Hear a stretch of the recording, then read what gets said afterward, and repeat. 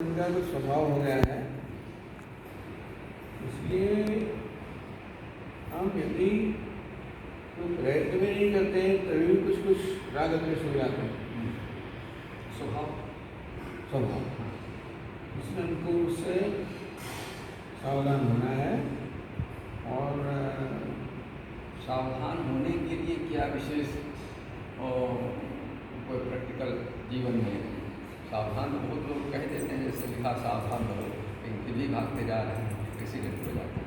तो यहाँ सावधान की जो डेफिनेशन है ये बहुत सूक्ष्म इस मार्ग में संत मार्ग में चल सात मार्ग में चल रहा है। क्योंकि व्यवहारिक जगत जब हम आते हैं तो यहाँ अनेक प्रकार की परिस्थितियाँ हमारे प्रारंभ अनुसार आती हैं। उसमें अगर विचलित न हो, एक रस में अपने आनंद में डूबे हुए परमानंद आत्मनिष्ठ उसके लिए क्या ये जो हमने कहा कि हमारा स्वभाव जो है उससे हमको प्रभावित नहीं होना है, और मूल्य है उससे प्रभावित नहीं होना है। मूल्य ये है कि हमारे मन में समभाव रहे, हो सके तब इतने में पक्षपात से दूर रहे, द्वेष से दूर रहे और संभाव में रहे। ये हमारा मूल्य है। इसके लिए क्या करना चाहिए एकांत में या व्यवहार में ही हमारी कसौटी होती हाँ एकांत में इसके लिए तैयारी करके पहलवान होता है और खाने में कुश्ती लड़ करके फिट होता है, ऐसे दाम लगाना ऐसे दाम लगाना, फिर वो सबके सामने पेश होता है। तो ऐसे यहाँ भी जो साधनाएँ होती हैं साधना में हमको हमारे मन में ये यदि जिस व्यक्ति के प्रति हमको कुछ राग द्वेष है, हाँ सूक्ष्म में भी है वहाँ ये व्यवहार गड़बड़ हो जाए तो हम जब एकांत में हैं तब वो व्यक्ति हमारे सामने हमारे मन में लानी है, हमारे मन में स्वाभाविक भावना उठेगी राग या द्वेष की, फिर मन को समझाएगी देखो नहीं है जो स्वभाव से राग द्वेष होते हैं नहीं है। तो इससे चलो राग द्वेष की प्रेम होना तो बहुत बड़ी बात है, वो तो बहुत बड़ी बात है, वहाँ तो समता हो गया। लेकिन राग और द्वेष से राग द्वेष व्यक्तित्व विषयान इंद्रियशरण भगवान ने गीता में द्वितीय अध्याय में इसका सूक्ष्म वर्णन किया। जब तक वो राग द्वेष से मुक्त नहीं होता है तब तक उस बात साक्षात्कार संभव नहीं होता। ये स्पष्ट भगवान ने गीता में सभी के लिए कही है। वो शरीर की अवस्था कैसी भी हो, इतनी भी हो जाए, लेकिन जब उससे मुक्त हो गए तो आत्म साक्षात्कार तो अनिवार्य है।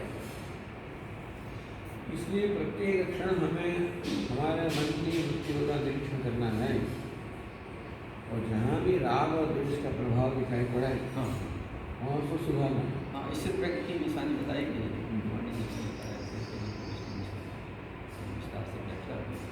बस उसी में सब। हाँ तो सारा दिन ये साधना चलती है हर मन में। हाँ 24 आवर्स कंटिन्यू। स्वामी जी कई बार स्वामी जी कई बार प्रेम से ही व्यवहार कर रहे हैं, राग द्वेष है नहीं, पर किसी व्यवहार में सामने वाली व्यक्ति वो समझ नहीं सकता, तो हमारे मन में राग द्वेष नहीं है पर हम शायद अपने आप को बचाव कर रहे हैं या जो भी है, तो व्यवहार में भी पता चल रहा है कि देखो अभी समत्व नहीं हो रहा है। ऐसा नहीं है कि राग है या द्वेष है इसीलिए ये रिस्पॉन्स दे रही हूँ, पर ये लिमिटेशन अभी आ रही है।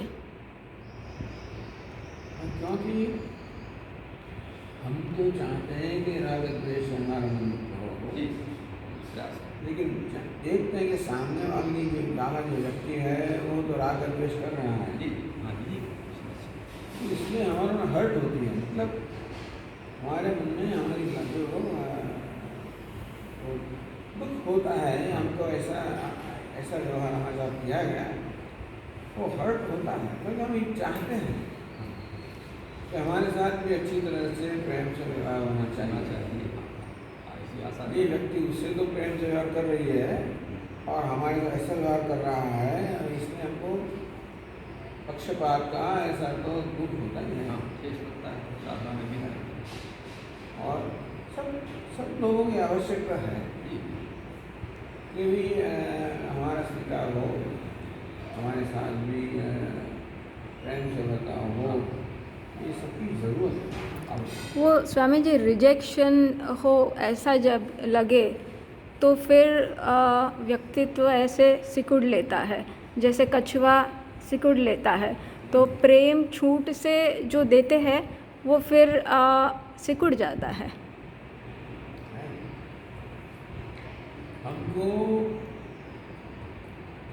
ऐसी धीरे धीरे हमारी ऐसी उन्नति करनी है, संभव बहुत कठिन है, क्योंकि जैसा भी व्यक्ति ऐसा,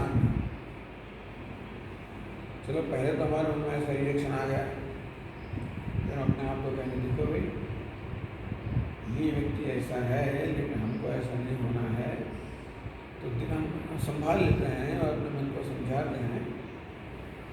इस तरह कभी प्रतिकूल व्यक्ति है तो भी हमारी साधना इस तरह चलती है कि हमारे मन में ऐसे जो भी बच्चा रिएक्शंस आते हैं तो उससे हम परिचित होते हैं, उसके साथ काम करते हैं। अनुकूल व्यक्ति है तो बहुत तकलीफ नहीं है।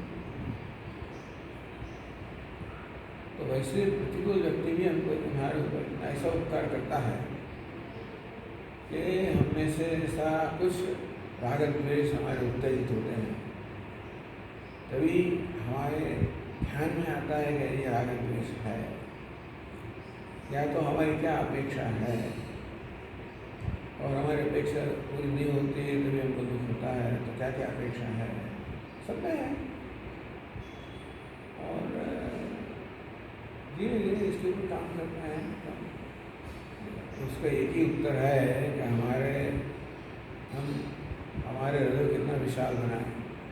एकोमोडेशन कोई सरल चीज़ नहीं है, लेकिन यही क्षमा, या जो कुछ स्वामी एकोमोडेशन कहते हैं, व्यवहार में क्षमा एक बहुत बड़ी वस्तु है।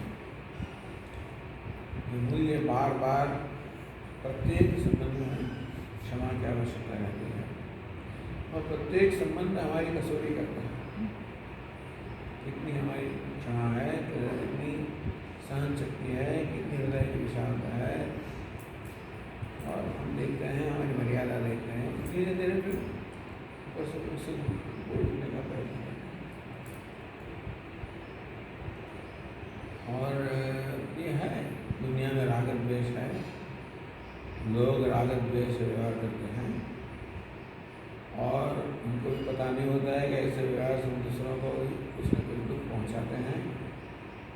इतनी सेंसिटिव विचार नहीं हो सकता है। चलो हमारा प्रारब्ध है, भगवान में कुछ पाप उसमें से दुख होता है तो पाप का परिणाम है, चलो पाप कुछ कट जाता है। तो ये समत्व की भी प्रक्रिया पैरेलल में चलती है इसके साथ साथ। सो डेवलपिंग समत्व कि भले ही मन में एक बार ऐसा लगे कि नहीं करना, फिर भी मन को समझा के we say that whatever this is Ishwar in this form, and then Ishwar तो बहुत दूर की बात है, लेकिन ये जो व्यक्ति है वो है, हमको क्या होना है ये हमको सोचना है। दूसरे को तो निर्णय नहीं हो रहा है। और एक रूप से ऐसे व्यक्ति हमको अपनी उन्नति का मौका भी देती है।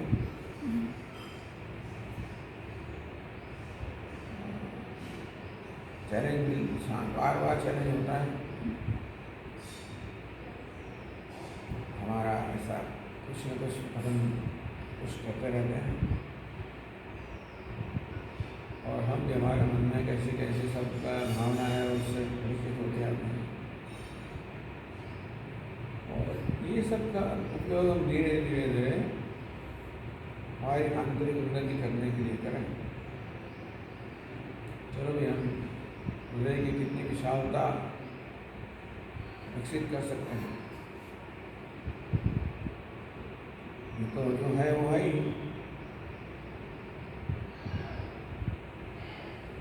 कहा है हिमायत में वो मतलब होते हैं, वो स्पारिंग करते हैं,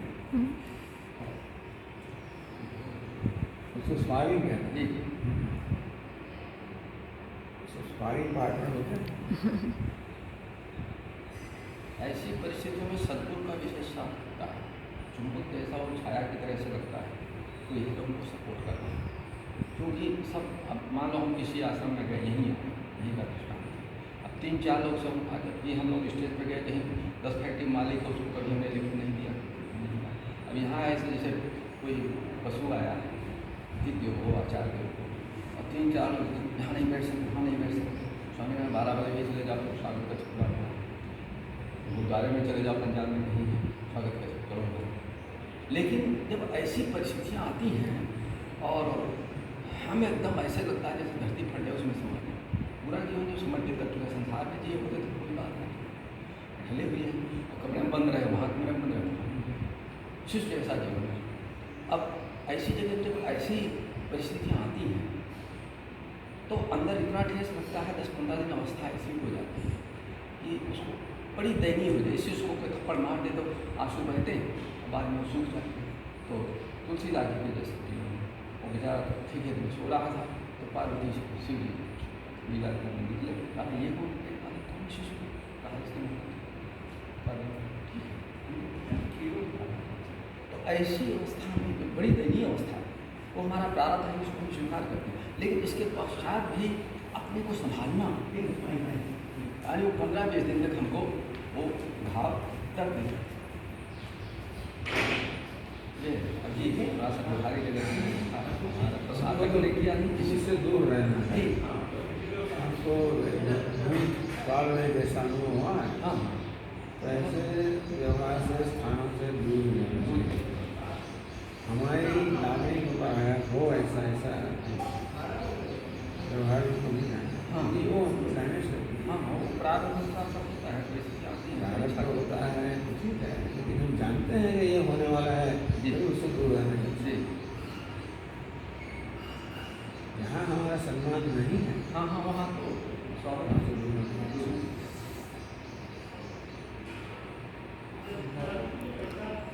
तो फिर स्वामी जी उदारता की बात है, वो फिर से वहाँ ही रही।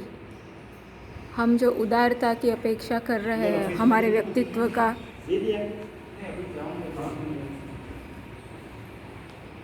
कैसे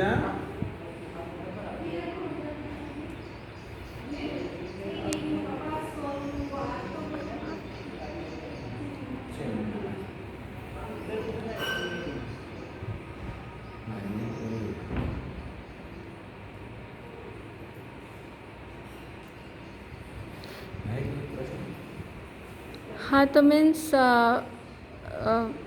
we are expecting that growth, large-heartedness in ourself, so that will be compromised.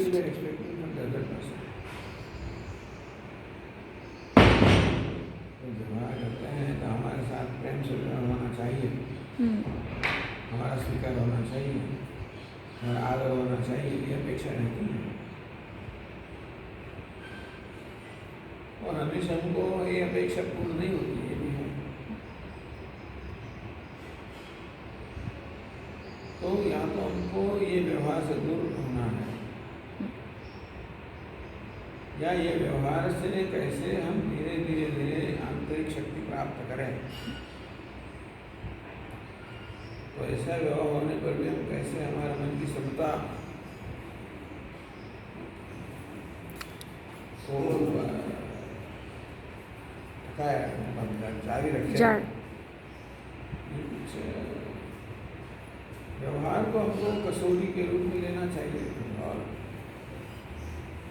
Make it not possible grow, not that we are plunge into this.